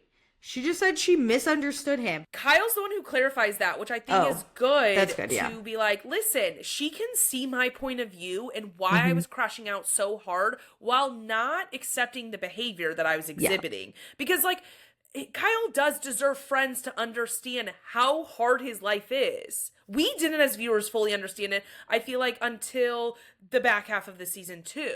And I didn't take it seriously. I probably wouldn't have taken it as seriously unless Amanda was the bigger villain. And you know Amanda's dumbass was like, yes, another win for me. That's why she was, all those faces at Freedom Dinner. All Smart. those faces. She was thrilled. Well, she's like, oh, Kyle's the villain. And now here she's like, Sierra took his side. That's going to look bad for Sierra. And it's like, Amanda, why can't you see that your husband was crashing out and you should have been supportive of him? Wait, okay. So Amanda hated to see Kyle and Carl fight. She says she has seen Kyle react in a way like that, and it bummed her out doing it to someone who's been there for him all summer. Definitely. We talk about how Wes moved his seat next to Amanda during the Freedom Dinner after Kyle said, fuck you. Wes says he knew Kyle's anger was towards Sierra and Lindsay, and he watched Kyle take his anger out on Amanda, and Wes wanted Amanda to know that he had her back and that Kyle was being a dickhead. Isn't that interesting that even if it was deserved for Kyle to be mad at Sierra and Lindsay, he didn't feel the need to protect them from Kyle's erratic behavior too, only Amanda? Yeah, because she's weak. Yeah. She's weak and she needs help. Kyle knows his behavior at the dinner table was bad. He was hurt and hurt people. And Amanda was silent and Kyle felt like she was letting everyone do her dirty work. 100%. Which Lindsay does say she was the instigator, but it was coming from a place of protecting Amanda, which I think is what we saw. Great ownership too, because like Lindsay was speaking out of turn. She was not correct in like what she was saying. And I like that she was like, listen, I was trying to protect Amanda and that's why I did what I did. Mm-hmm. So, men in the house previously have given Kyle a pass when he's been nasty. Wes was kind of the first man in the house that showed Amanda this respect. Can I say something to this? Because she fawns over Wes during this. But like Carl was standing up yelling at Kyle during this. So why aren't we also praising Carl for what he was doing to help protect you? Oh, I don't know. He doesn't want to fuck you. Because for a long time, Carl always had Amanda's back, but he also had Kyle's back. And I think Amanda didn't like that. She wanted people to choose her over Kyle, which Carl wasn't going to do. But he did, throughout the years, he has said to Kyle, like, it's not cool what you're doing. Yeah, he is the only one for years to do it. You're right. Wes now wants to fuck her, and she's like, that's the first man that's chosen like, me. It's so nice to finally have somebody who sticks up for me. That's not true. Carl did. It's so nice that in that night, one person stood up for me. That's not true. Carl was also there. It's so nice, finally, someone wanted to fuck me even though I was married. There we go. What a joy. Even though Ben also... No, I'm just kidding. That's a separate conversation.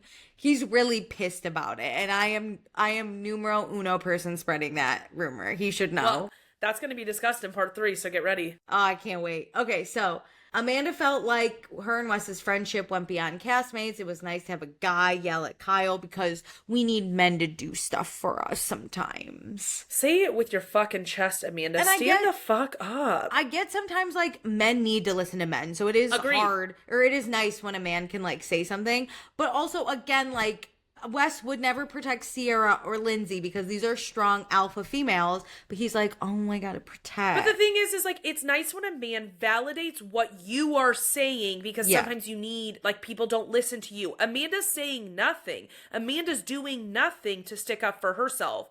Other people were doing her dirty work, per se. Mm-hmm. Lindsay is the one fighting her battles. Sierra is. Amanda does not show up and say this shit herself. Mm-hmm. Okay, so Kyle says, it's, who's protecting you? A guy who's never been in a relationship in his adult life. Yep. And Wes says that he knows saying fuck you to your wife is bad. Okay, so listen, Wes, when this breakout and this fallout happens with you two, make sure you don't say fuck you to her. Don't you ever say it to her. The bar really is in hell. Men being like, you know what? I know you shouldn't say fuck you to your wife. No way. Check. Groundbreaking. You know what? Give that man his podcast mic again. Get him on a stage. 100%. He's amazing. So let's talk about the Cartier watch. Okay. West had said in a confessional, which I thought was funny, and I still stand. It was pretty funny, and it's kind of on the nose. But when you see someone give a gift, like an extravagant gift, it's probably because they're shitty in every other way. And 100%. He compares it to the Wolf of Wall Street in the scene. It is the Wolf of Wall Street scene is extreme because that was too Leonardo far. DiCaprio was fucking hookers and then bringing back Margot Robbie gifts. You're making people link the two, that you were majorly stepping out on Amanda and you gave her this gift as a silence present. Yes. So West was fired up after that confessional. Or during that confessional, and that's why he said that. I wish they would have been like, why were you so fired up in this confessional? He'd be like, it's private. Because they were like, I think Kyle asked, like, were you fucking Amanda at this point when you said that? Is that why you were fired up? Oh, good point. Wes also says that Kyle gave her the watch and then called her a dumb fucking bitch the day after. But that's not fair because he gave the watch first and then called her a dumb fucking bitch. If he called her a dumb fucking bitch and then gave her the watch, that's the comparison. Look, Kyle shouldn't have called her a dumb fucking bitch. No, but he didn't give her the watch to make up for in 36 hours when he called her a dumb fucking bitch. The metaphor was fucked up, which Lindsay and Carl say. Then Kyle, of course, this is what bugged me about Kyle. Kyle's like, that was the one highlight of my summer and you took it away from me. Kyle, shut up. Also, I do have to give this to Amanda, that's a gift. Like, that doesn't come into the divorce, she gets that outright. You get gifts outright, babe. You deserve that watch. I will stand by that. She deserves that watch. After 10 years? Yeah, you deserve that watch. Wes says he was disappointed that Kyle cussed at Amanda the day after, but admits he took it too far in the confessional. So he does say that. So people are criticizing Kyle's treatment of Amanda. Kyle tries to defend it, but Andy's like, hey man, don't. You can't defend it. Like, you're ahead. You have people on your side. Shut up. Shut say the less. fuck up. Say to less. Pull a West and just sit there. West. Shut up and nod and say, you're right, you're right, you're right. So Amanda says it's not the first time Kyle has spoken to her that way in front of other people, which, yeah, girl, we've seen it. Yeah, you don't have to tell us. We know. Know. Kyle says when they fight, it's not a one-way street.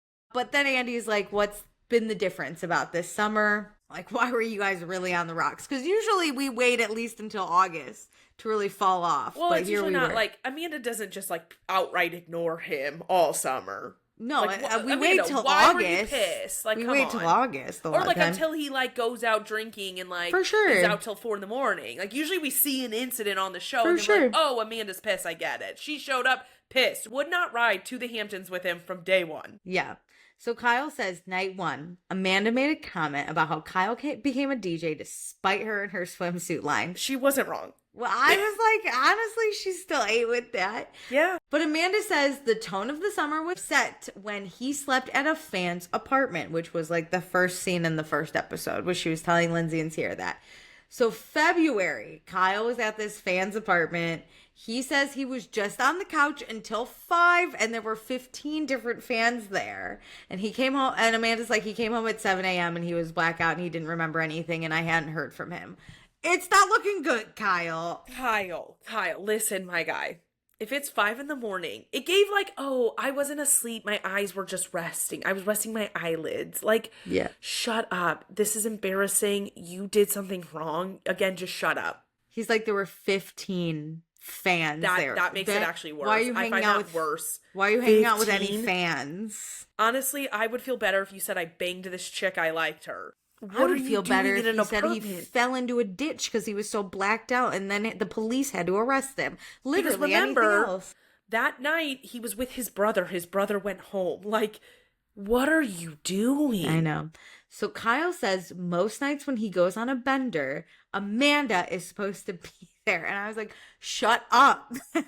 Tell me you have no emotional regulation without telling me you have no emotional regulation. Okay, their whole marriage, Amanda hated going out. She wants to move to the suburbs, etc., etc. And Kyle's like, everything that you said you wanted is now a lie. And Amanda says nothing changed. And Kyle's like, well, here you are now going out till 4 a.m. And Amanda's like, well, now I'm single. Listen, I think both sides made great points. I agree. I agree. 'Cause Amanda can still listen. When you're married, your priorities do change. When you become single again, you have to have different priorities. You have to go out again. I see where Kyle's coming from, where he's like, you would never go out with me, but now you're going out with Wes all the time at 4 a.m. But I see Amanda saying, well, now I got to go out at 4 a.m. because I don't fucking know. I got to get a new man's, you know? I get both. 4 a.m. is what I find crazy. Is like, for years, she gave off this, I don't like to go out at all. I don't like to be out late. I come home at like 2 or whatever. It's that like did a complete 180, and that is crazy, and you have to acknowledge that. And what she should have said is, I'm a free bird.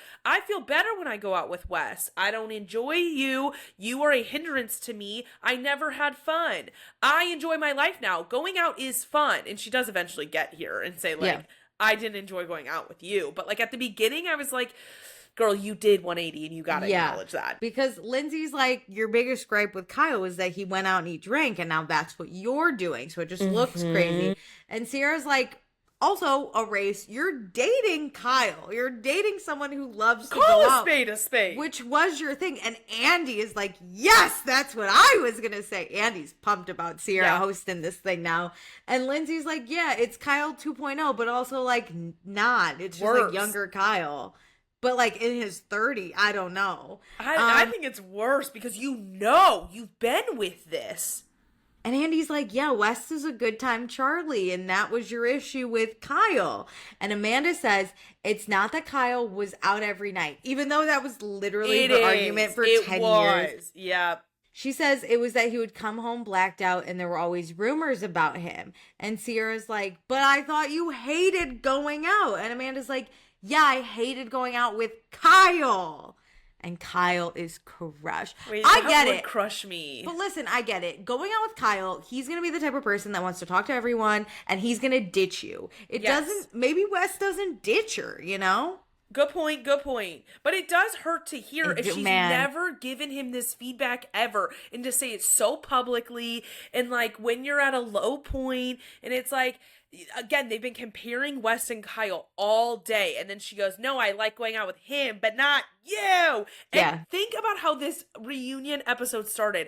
Kyle was like ready to get up and go support Amanda. Yeah. Like, he still cares about her, and she can't even swallow these mean comments. No. Like, you guys decided to get divorced. Like, you don't have to tear him down even more. But listen, she finally stood on something. That's not the thing we should be standing on. No, but she finally said, I'm gonna throw it back. I'm gonna throw the venom. And in a way, listen, I think it was mean, but in a way, I'm like, finally, she stands by something. Yeah, you're not wrong. And Kyle says, give me a break. Sorry. He sounds like such an old geezer. He's like half crying. Give me a break. This kid parties twice as hard as I do. And Amanda says that's not her experience with him. And Kyle says, I call him a kid because Wes is the most immature, fraudulent phony I've ever met. So sorry, Kyle. Your reads don't hit. Like, it's not the same, but thank you so much. Geezer, this guy. He's a loser. So Kyle says he's been going back and forth on feeling concerned and feeling betrayed because the day they split was the day they put out a statement, and they hadn't even had a conversation before that. That's crazy. This woman loves a statement. Amanda loves a statement. So no, but like that made me feel bad because he was like, I didn't get to tell my family. Like, this was pressure on. Kyle's own family didn't know until the day of the statement. Amanda had said they have to put a statement out that day. She was like, within the hour. I don't get that. Because they put it out on the 19th of January. The show didn't, like, premiere was not until February 3rd. So, like, I understand her wanting it before the show airs. I do get that. Sure.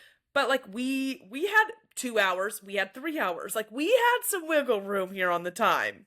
Yeah, it just seemed kind of crazy that, like, she was like, hey, also, no offense to Kyle, but why wasn't he like, no? I agree. Like, what, you gotta break up with your husband at 5 and get on with your new boyfriend at 6? If Amanda released the statement, if I was Kyle, I would just release my own statement and be like, she literally told me 5 minutes ago. Like, I would be so petty about, like, honestly, you didn't need to release the this statement. is where Kyle could have gotten some sympathy. Yeah. Because he could have pulled the whole Lindsay argument of, I was blindsided. Were you blind or were you blindsided? Yeah, he had it. Amanda says she had made up her mind before they put out the statement, which I'm like, great for you, but you didn't tell him. She Katie Holmes'd him. She said, I get making up a decision and trying to like settle things within yourself and then going to your husband and saying, I'm done. Like, good, make the decision for yourself. It's the statement that's crazy, it's the right? waiting forever just to blindside him and then saying, hey, I want to be done with this marriage. We're putting out a statement in 5 minutes. Like, let him process it a little. Let me breathe. Yeah. So Kyle and Amanda she made up her mind on New Year's Day. So Kyle and Amanda were bickering and they didn't spend New Year's together. He went to DJ. She stayed home. And the next morning, Amanda saw that Kyle was at a hotel in Hoboken. And isn't it nice to share your location, Amanda? Because that was a whole thing last time. Sorry. Mm-hmm. Yeah, isn't that wild to use the location to decide, like, somebody's in the wrong? Wow. Mm-hmm. Doesn't it seem shady when you do turn off your location? You got to give it to Kyle. He let you know right where he was. He said, Kyle told you everything. Hey, I'm in Hoboken, not at home with you. But Amanda didn't want to start the new year in the same old shit. So she immediately contacted Bravo PR and told Kyle that we needed to release a statement so that people watching the season didn't know that her and Kyle were still together. The fact that Bravo PR knew before Kyle that their marriage was over is gross. That's crazy. No, I wouldn't. The way Kyle's defending her, I would not be okay if somebody did that to me. Also, it's like kind of crazy that like her main priority was we have to release a statement so people know we're not married in the season. Like, I get wanting to release it before the first episode, but also if you cared about this relationship at all, you could have released it halfway through the season. You could have released it after the first episode. You know what I mean? Like, there wasn't a hard deadline. Yes, it's that she wanted it before the season, so there's already she could be and Ariana. Gave him 1 hour. Discussion in a 1 hour time limit. That's crazy. Okay. So there were always rumors about Kyle and other women. Honestly, I only know like of 3, maybe. Not that that's like not a lot. They were like vague also when they were out there. So like, let's be so fucking for real. Let's say this man cheated. He was not cheating the amount of times he was on Dumois. Like, let's be real. That guy does not have that much time and energy. Which Lindsay says before they were married, she was the one that broke the main rumor. She was like, hey girl. Carl says when they were together between 2018 and 2022, Kyle would get drunk a lot and was probably inappropriate, but he doesn't believe Kyle ever stepped out. So there were lots of rumors and DMs to Amanda, and Sierra's like, there are rumors about Wes all the fucking time. And Amanda goes, Kyle and I were married. Girl, like, she thinks that, like, does something. I'm like, Wes is single. He can do what he wants. And I'm like, no, you're right. All the rumors, that's fine. What's crazy is you're going back into that. Like, you can't see that you're jumping back into the same pool. That your standards haven't risen 1 centimeter. 1 iota, to say, I don't care that he was sleeping around with all of New York. I want that man, even though he will probably do that to me. And then, of course, Lindsay's like, you're still married. Which I love when they drop it because it bothers her even though it does nothing. Okay, so has Kyle been faithful to Amanda? Amanda says no. Kyle says he has been inappropriate, but he's never had an affair and he's never slept with anyone. But he has been starved and deprived by Amanda. And Amanda's like, he stepped out on the relationship while we were together. And Lindsay goes, I'm like, show me the proof. Well, Lindsay goes, what does that mean? Ear stuff? Oh God. So Amanda says it was at a party. Kyle asked the girl if he could kiss her. And Lindsay's like, okay, but he didn't actually kiss her. And then apparently there's a video of a girl at a club I've never seen. These are separate incidents. This is the club video is the one that was going around in Charleston. Oh. And it's like blurry, like it is not clear, convincing evidence. It is like them at least like talking close, but it's so blurry because it's so dark. You could tell me that they kissed that night. You could tell me they never kissed that night. But there is no clear, convincing proof of this. And I'm sorry, Amanda, if you are ready to stand there and say this with your chest for the first time ever, say it. Give me a screenshot of the DM. Blur out the person's name, go ahead, give privacy. But unless you have some proof, I don't fucking believe you. Agreed. And then we find out they haven't been sleeping together for 4 fucking years at least. Their entire marriage. What? They didn't consummate, you're right. Remember when we talked about that? You were right, they didn't consummate the marriage. I'm sorry. They had to plan that wedding like 4 times. You are not going to get me to plan 4 weddings if I'm not sleeping with that person. That's crazy. Why am I even getting married? The reason I'm getting married is just to have sex with the same person all the time. Like, what are we... How are they going to have a kid? What are we sharing? I don't... In vitro? What? I'll never understand. I can understand, like, maybe taking a year-ish. Going through a hard time, going through a rough patch. Going through that, you just had a baby, maybe. You're trying to get back in your body. Yeah, like, I get all that. No shame in not having sex for 4 years. It's that you were only married for 4 years.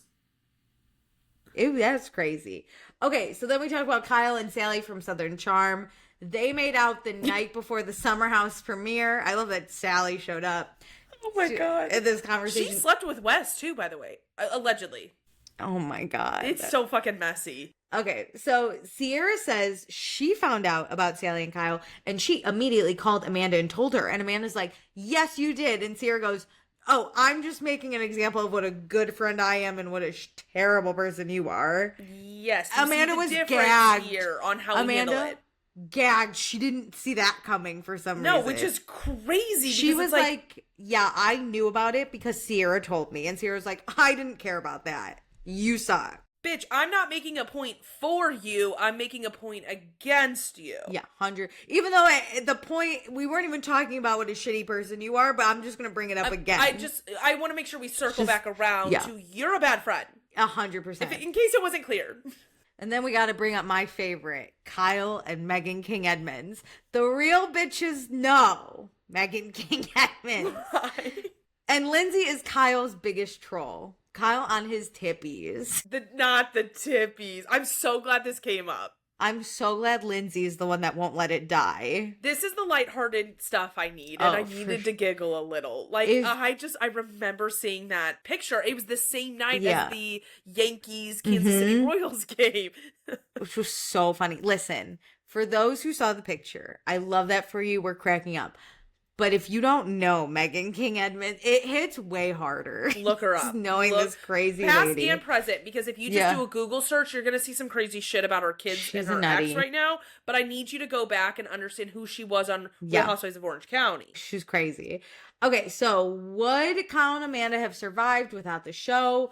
They agree that the show helps you communicate because you have to communicate in the house. It's a form of therapy. So then we decided to break for lunch. And Wes and Amanda go into their dressing room. And Amanda says this is frustrating. She's done with them saying she's married. And I was like, that's her girl, takeaway. You are. Though. Amanda says she knew how miserable her and Kyle were.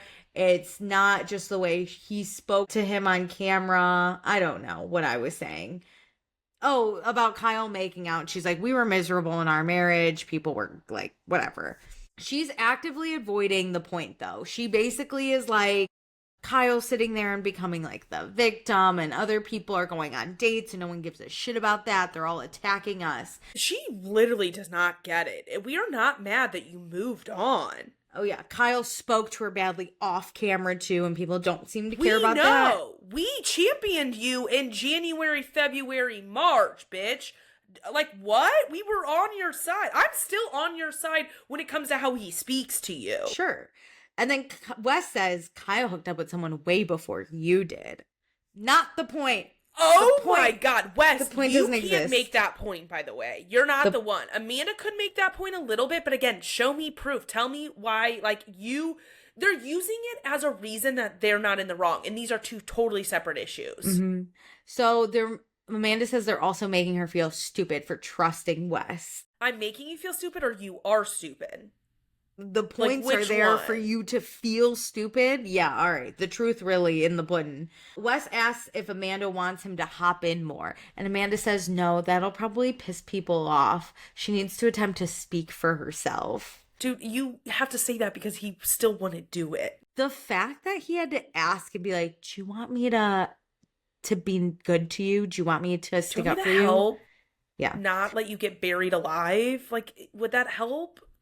And then they talk about how Sierra gets under Amanda's skin, and that's Sierra's goal. Oh my God. Like, she's telling you the truth, and you're like, she's just saying mean things to be mean. And Wes tells Amanda to breathe, and maybe like apologizing will help. Which, and Amanda, no apologies thus far. Amanda asks if she got fired up, and Wes says she acted like a person would if they were being cornered, but that's normal. And then Wes is like, oh, also don't sound snippy. Which, I mean, facts. Yeah, hell, now you tell her? You guys are doing terrible. Like, you guys are doing very bad job at this. You should redo this. So then we go to Sierra's dressing room, and she calls Meija. Wow. Wow. And Sierra gives her the tea. She's like, these two don't even look like they like each other at the reunion. No, they don't. And then Kyle joins the conversation, and Kyle asks Meija if it's clearly defined when her and Wes were exclusive. And Meija says they were dating last summer. He referred to her as his girlfriend all the time. They just weren't in a public relationship. And she was at his house every weekend over the summer when he was filming. Oh my God. And she was over there the night before Watch What Happens Live. She says everything was fine. He was telling her how much he loved her. He also told Meija that he thought he would be fired from the show if he was in a relationship with someone not in the Bravo sphere. And Kyle says that's a great excuse to someone who's not in it, but it's also a lie. Yep. And I mean, that's a believable lie too. It because is. we know in a lot of these shows they like really single bank people on dating. Yeah, inner show dating or inner Bravo dating. And Wes said if he brings Meija in, it puts eyes on her and people will have opinion. And she said he made it seem like people would pit her against Sierra. He knew everything to say. But he's comfortable dumping Meija and then the next day popping out with Amanda, who's one of Sierra's closest friends. Yeah, and then Meija... You cared about Sierra when you're trying to hide your girlfriend, but the minute you can publicly parade somebody around, we don't give a shit about Sierra and her feelings. But also flip that. You, quote, care about Meija enough to be like, hey, we don't want to get into an altercation with Sierra. She's beloved. But Amanda, you're kind of like... throw her to the wolves? Send her to the wolves, yeah. And, hey, do you want me to speak up? Should I help you? No. And then Meija was left on her own to figure everything out. She probably found out with the fucking statement. She was supposed to be at the Yankees game. No, broke up with her like 2 days in advance or something and then just like steps out with Amanda. Mm-hmm. I'm not joking. Why is it Meija at this reunion? Put her on a fucking television screen. Meija gets really emotional because her, like, the relationship was so easy for Wes to discredit. And she was publicly known immediately. Mm-hmm. That's hard. And Kyle is going to go confront them. And then we cut back to Wes and Amanda, and Wes says he thinks the reunion's going to get easier after lunch. They have no idea. If Meija were to just walk out. Or, like, do you think they're going to FaceTime her in part 3 while they're out on the reunion stage? I don't know. I think for sure they're going to bring the receipts. I can't wait to see it. Wes is not a good liar when he's under pressure. I think he's a good liar if he concocts it and he can manipulate it. But I think if Kyle and Sierra go in on him and show him the proof and show him the texts and bring everything up, get like, no, he'll just not talk, which is like not anything new. But I think it'll hit Amanda. No, it won't. I was gonna say maybe Amanda will get with him presently. That's the thing is I'm like, we know they're together presently, so like there can't be that big of a bomb dropped on part 3 because they left the reunion together. And can you believe she hasn't changed her hair? She's still in that fuck ass bun. Oh my God. The I'm way gonna people are start a calling rumor me. that she hasn't washed her hair since the Oh, reunion. that's a lot of the comments. The way people are calling me a bully and mean, and I'm like, yeah, of course I'm mean. Have you never listened to my podcast? I'm Yeah, so fucking mean. I could be meaner. I have hated that hair for years, and No, I can't remember if I said things in the past, but I have hated that. It grates on me. And listen, it's a personal thing. I hate my hair touching me. Yeah. I hate it. That's why I put my hair in a full bun. If I want it in a bun, I don't want it to touch me. Yeah, I hate this hairstyle. I never understood it because I don't like buns in the middle of your head. I think buns low I have both. or high. You don't have to go in the middle and then also make it into a ponytail. Like, choose one. I don't love. Anyway, yeah, that was the reunion part 2. Crazy. One more. I saw the trailer for part 3. They didn't give a lot. Wait, I didn't see it. They didn't give a lot. Oh, okay. I think it was during the city, but I saw it on TikTok because I haven't watched the city yet.